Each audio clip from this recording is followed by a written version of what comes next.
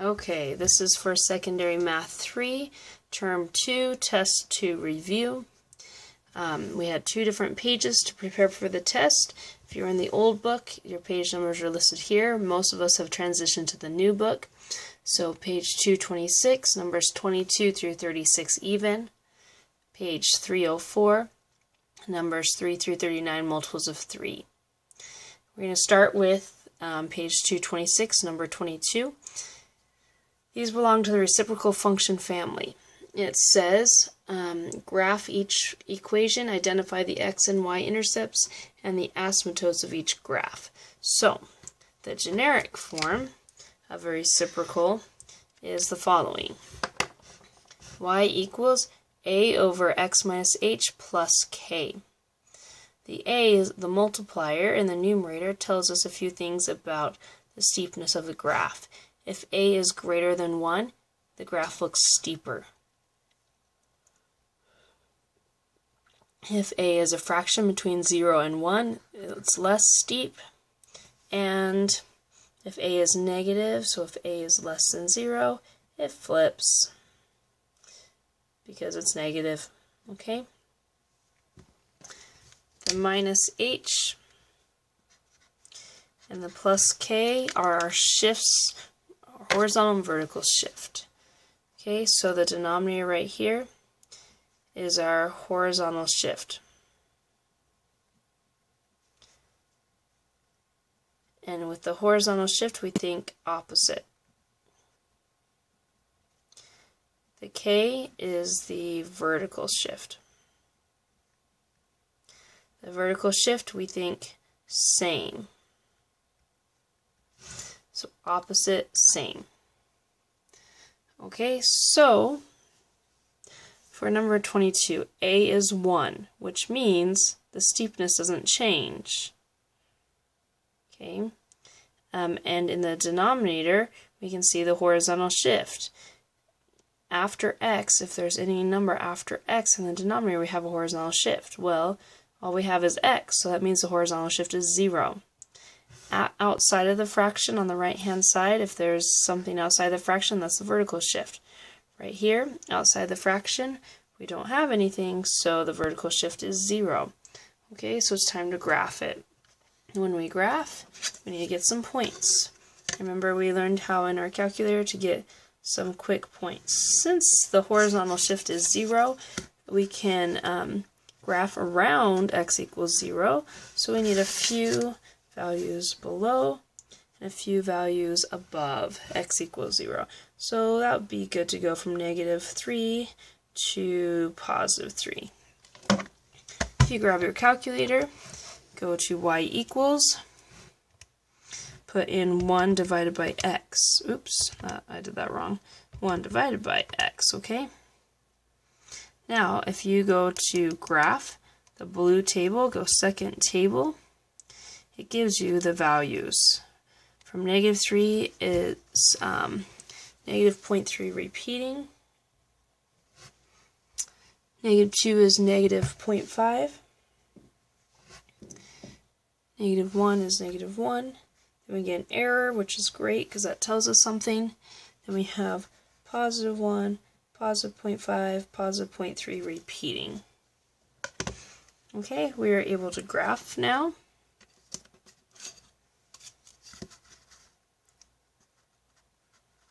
Make sure your graph isn't itty-bitty.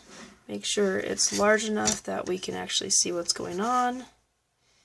And I do have both positives and negative values on the x and the y. I label my axes. I put arrows on the ends. The x's, I'm going to go to -3. The y's, I'm going to, and +3. The y's, I'm going to go, well, those are itty-bitty, so I'm going to go up to -1 and +1. Here's halfway, 0.5.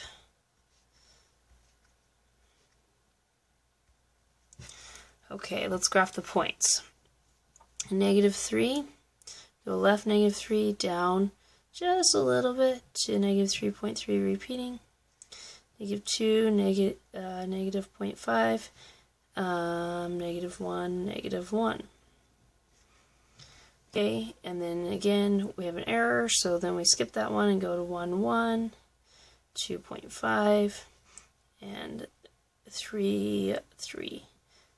Now, make sure it's not a straight line. If you want to take a sneak peek, you already have it in your calculator, just push graph. You can see they are curves in the first and third quadrant. So when we graph through it, we should have curves. Now the curves don't actually cross the x or the y axes because we have asymptotes there. Okay, so remember the horizontal shift was 0.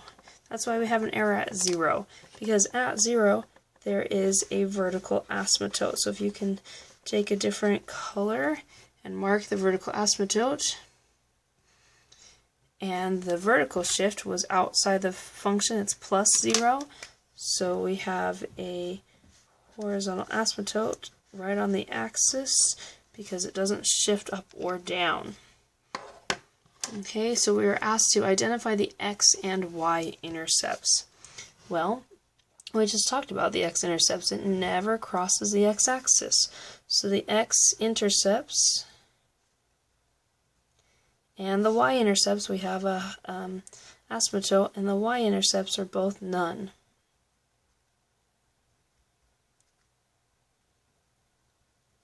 Because we have asymptotes there. And then it asks what the asymptotes are. So we have a horizontal asymptote, which we write as ha. Now horizontal slices through the y-axis, so that would be y equals 0. And the vertical asymptote, which we call va, slices through the x-axis, so we say x equals 0. Okay, so the graph and these values are the answer. Oh, I just realized I did number 21. Well, that's a good review. Sorry, it's getting late. So, yep. And now let's do the real 22. How about that? That was a good review, though. This is the parent function, so that's good to look at anyway. Okay. Number 22. Same directions, except for a different function. Y equals negative 2 over x squared. Okay? So, let's get some values. Look at our horizontal shift. Nothing after the x. Vertical shift, nothing after the fraction. So let's get some values around negative 3 to positive 3 so that we can graph this.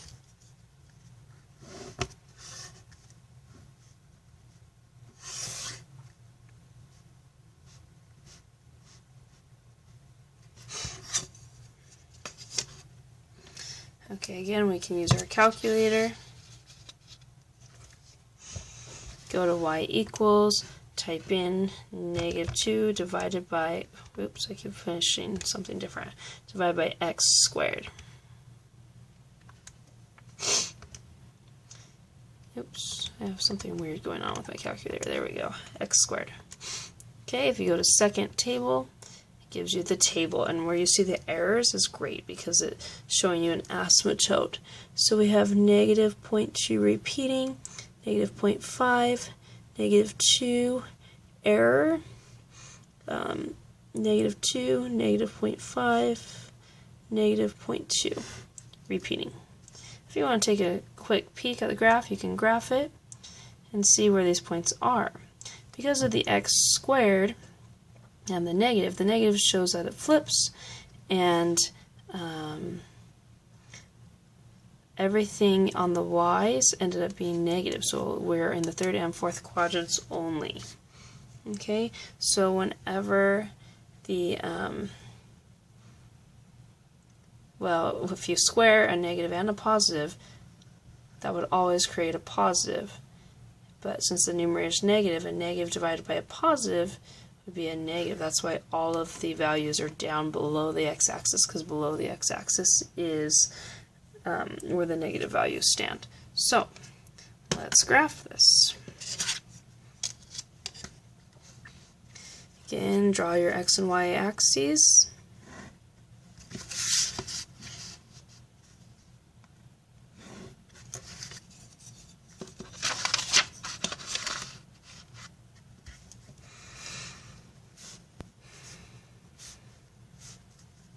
and let's take it out to -3,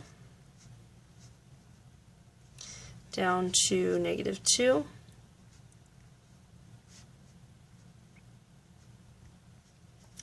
labeling y and x, okay? -3, -0.2, about right there. -2, -0.5, I marked the 0.5, -0.5, -1, -2. Then we have an error because since there wasn't a shift, we have an asymptote right there where that gives us the error. Okay, again, this is in the negatives. And then right here, and a little 0.2. Right, and remember these are curves called branches. Now the curve should not cross the x-axis or the y-axis. Since there was no shifting, we actually have an asymptote right here and right here. Okay, so let's answer our x and y intercepts. Guess what? The asymptotes are on the x and y axes, so the x intercept is none. The y-intercept is none. And then the asymptotes, the horizontal asymptote, horizontal slices through the y-axis, so that's y equals 0. And the vertical asymptote, the vertical slices through the x-axis, so that would be x equals 0. The graph and these pieces are the answer. Okay.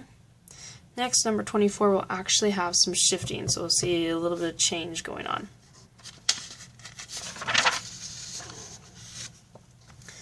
Same directions for number 24. The equation is y equals 2 over x plus 3 minus 1. Alright, so we finally have some shifting. Sweet. These two show your horizontal shift and your vertical shift. And we always think opposite, same.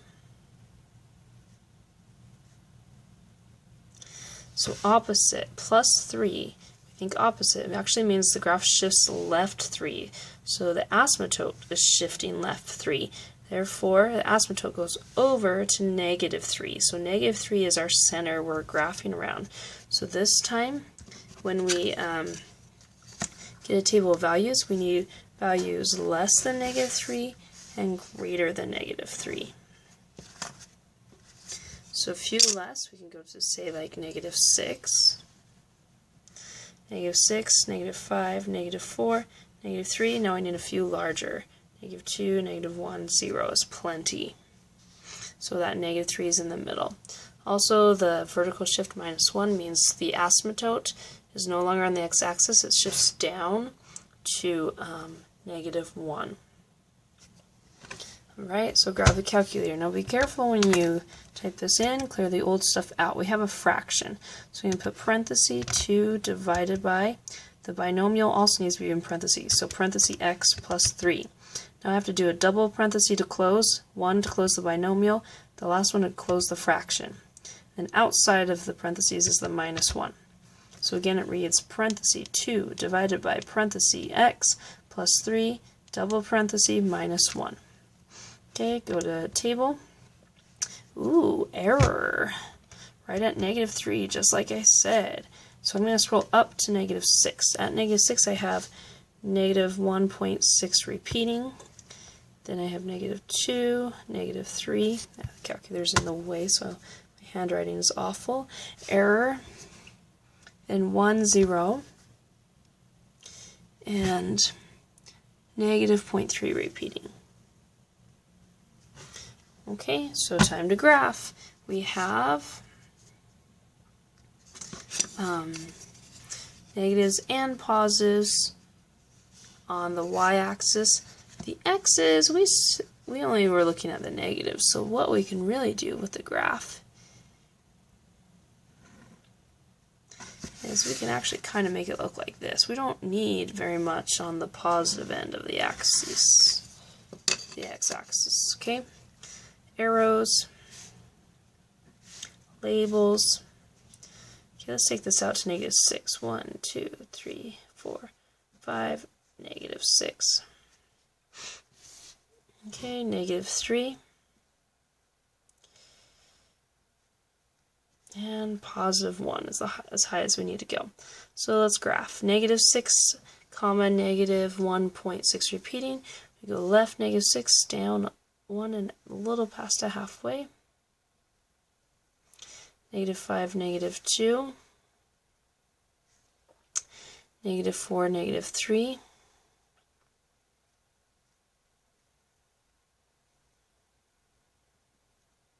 Why did we get the error at -3? We get the error at -3 because there is a vertical asymptote right there. It's undefined. Okay, and then we get -2, 1, +1, so that's up here. -1, 0, and 0.3 repeating. So if you notice, nothing touches -1 because we have a horizontal asymptote. Remember, there's a shift down to -1. So our branches curve in the top right and don't cross the asymptotes in the bottom left. Okay, so let's list the x and y intercepts. This time we actually have some. We actually have an intercept right there on the y, intercept right here on the x. So let's look at the x first. When x is -1, here it is, y is 0. And we have a y-intercept at, now when x is 0, y is right here, -0.3 repeating, which you can also write 1/3.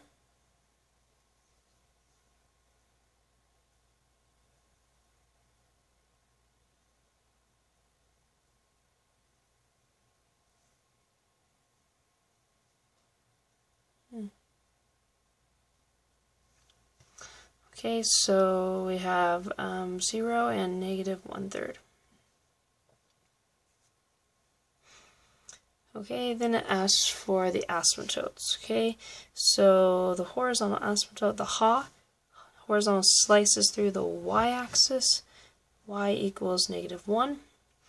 The vertical asymptote, the va, slices through the x-axis at -3.